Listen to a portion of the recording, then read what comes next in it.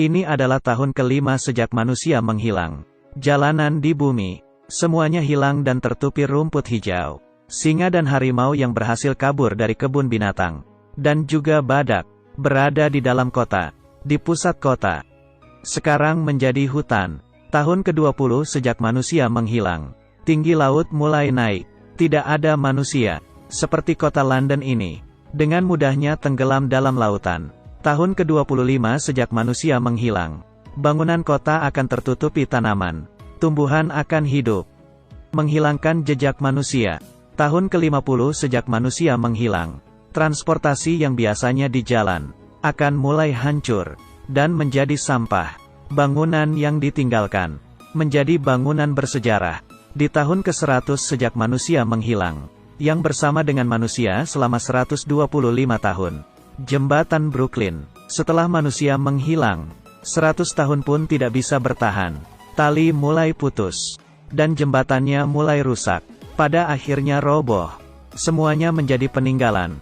Bangunan-bangunan roboh, dan buku-buku dalam perpustakaan. Semuanya juga menjadi abu. Dan itu semua kita kira. Peradaban ukiran batu, yang kita tinggalkan. 150 tahun sejak manusia menghilang. Jalanan di jalan akan mulai roboh. Dan bangunan tinggi menjadi tempat tinggal.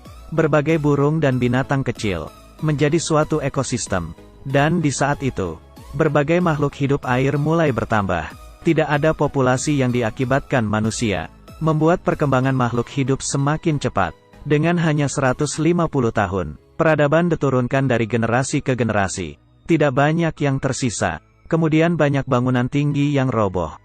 Ini adalah di tahun ke-200 sejak manusia menghilang. Menara Eiffel akan roboh.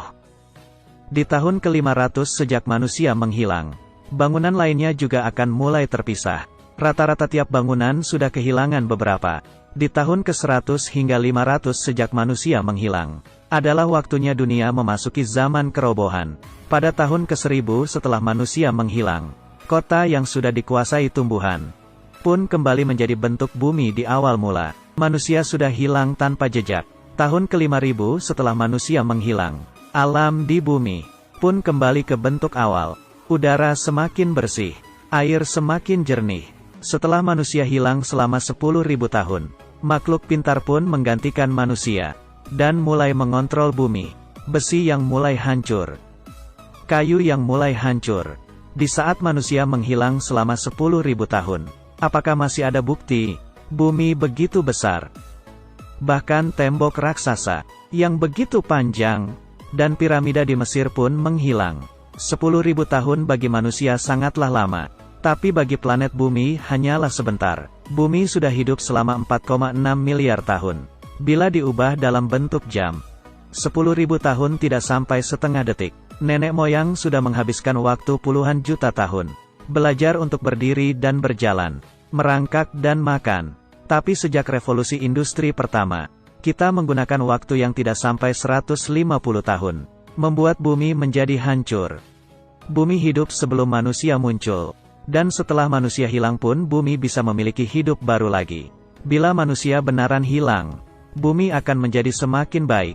Tapi manusia tidak bisa meninggalkan bumi.